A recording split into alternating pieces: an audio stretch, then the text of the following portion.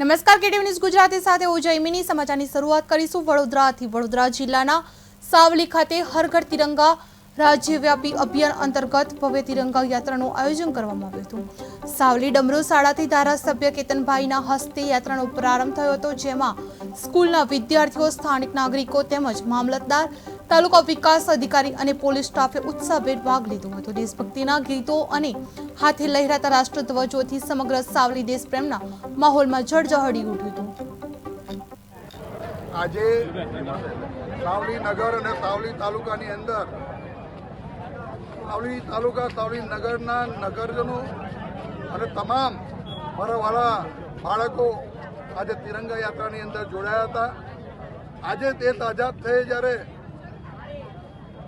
અમૃત મહોત્સવ ચાલતો હોય અને 79મું વર્ષ જ્યારે આપણો આઝાદીનું હોય ત્યારે દેશના તમામ નાગરિકો વતી હું તમામને આઝાદીની શુભેચ્છાઓ આપું છું।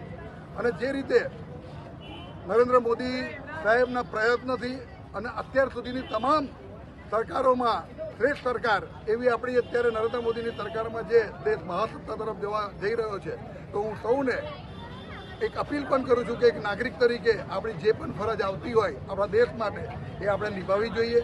નાગરિકત્વ એ ખૂબ મહત્વની વસ્તુ છે અને આપણા દેશના નાગરિક તરીકે આપણને ગૌરવ થાય છે કે આપણે ભારત દેશના નાગરિક છે। ત્યારે આજની આ યાત્રાની અંદર જે પણ લોકો જોડાયા છે એને હૃદયથી હું ખૂબ શુભેચ્છાઓ આપું છું અને એમનો આભાર માનું છું। આજે સાવલી નગર અને સાવલી તાલુકાની અંદર સાવલી તાલુકા સાવલી